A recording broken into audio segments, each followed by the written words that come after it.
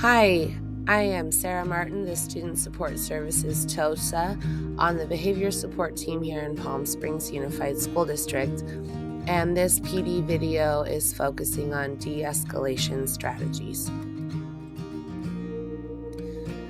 First, we will look at the definition, and then we will discuss how to recognize when a student is leaving their baseline.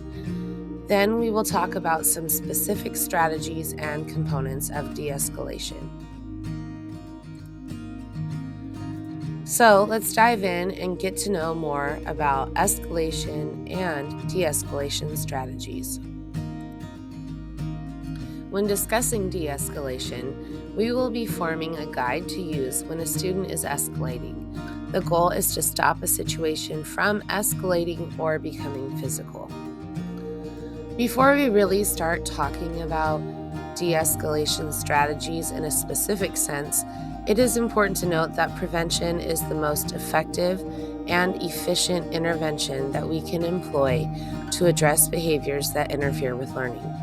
The more proactive we can be in supporting students who demonstrate these behaviors, the more successful the students will be and we will be in helping students learn and maintain their new skills.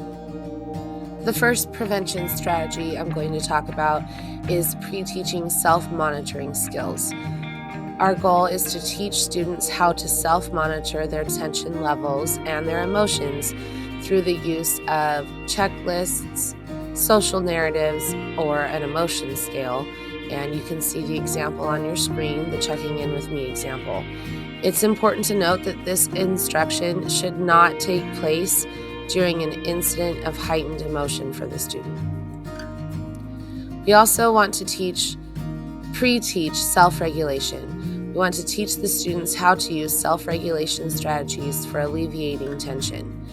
Some examples are counting down from 10, closing our eyes and taking 10 deep breaths. Building and teaching students how to use a peace corner in the classroom is another effective strategy. And again, this instruction should not take place during an escalated event. So now let's look at the escalation cycle. This scale shows the escalation cycle with time on the bottom and intensity on the left. We start calm in our baseline state until we encounter a trigger. We begin to escalate to agitation, then there is acceleration and the peak of our escalation, then we begin to de-escalate. Something that we as educators can do to help with the de-escalation of our students is to consider what triggers them. Also, it's important to note that when we're looking at this escalation cycle, our goal should always be to intervene before our students reach acceleration. Now, let's recognize and discuss the signs of escalation. There are 4 stages of escalation. Early warning is the beginning of the escalation mountain, and it's a precursor to the behaviors. Then hostility, usually in nonverbal posturing, facial expressions, and/or tone of voice. Third is threatening, more direct verbal threats and physical intimidation. And the 4th stage of escalation is assaultive. It's at the top of the mountain. There's actual aggression in the form of physical assault or property destruction. Think of triggers as things that can upset a person because their basic needs aren't being met. Our basic needs could include safety, hunger, thirst, or a sense of belonging. Also, be cognizant that events happen outside of school. Changes at home or with friends can affect how a child behaves. Try to be aware of what your student is going through. In the behavior world, setting events are also worth mentioning. Setting events are prior events or conditions, internal or external, to the individual that influence the probability and form of behavior presented by the student. They could include illness, allergies, medication, hunger, trauma, change in diet, drug or alcohol use or abuse, conflicts, fatigue or sleep deprivation, changes in their routine, moving homes, being in a big crowd, weather, and just any other stress. Also, as I mentioned earlier, it's important to intervene as early as possible.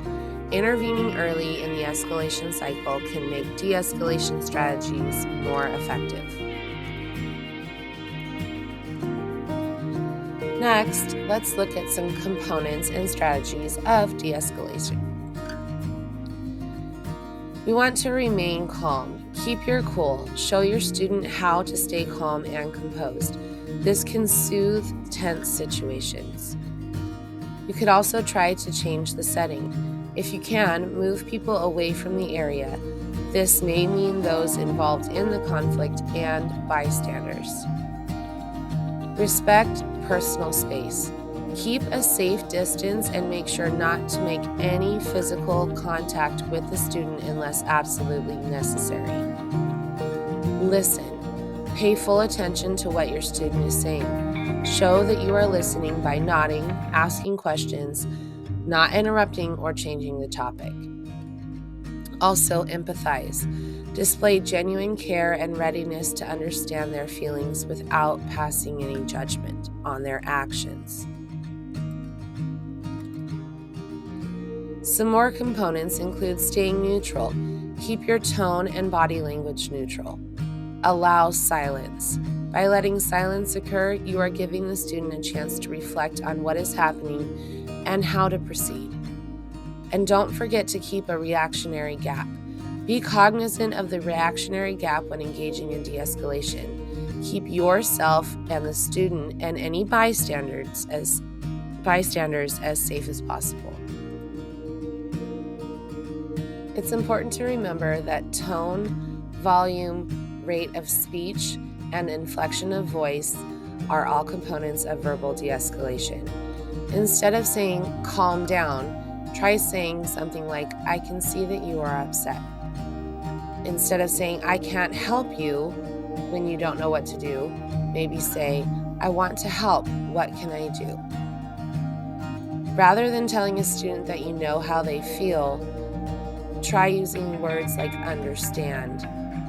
And instead of giving them directives in an escalated state by saying things like, come with me, try saying, may I speak with you? Something else to consider when we are helping students to de-escalate is our body language. Instead of standing rigidly or directly in front of the person, try keeping a relaxed and alert stance off to the side of the person who is escalated. Rather than pointing your finger, keep your hands down, open, and visible at all times. Try not to use excessive gesturing or pacing. Instead, use slow, deliberate movements. And don't fake a smile. Maintain a neutral and attentive facial expression. It's important for us to remember that when we are looking at the elements of personal communication, only 7% is comprised of the words that we use.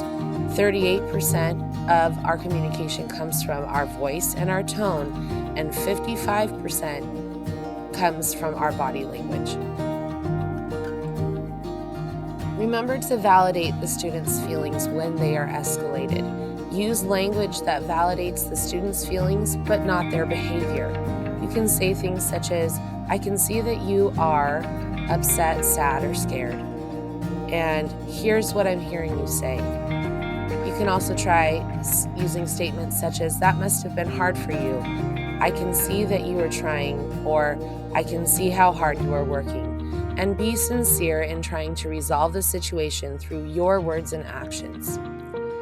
Remember to be mindful of your tone. Talk in a calm manner to show that you understand and care. Your volume. Keep your voice level in check and try not to yell or shout. Speaking slowly can help make a situation more peaceful.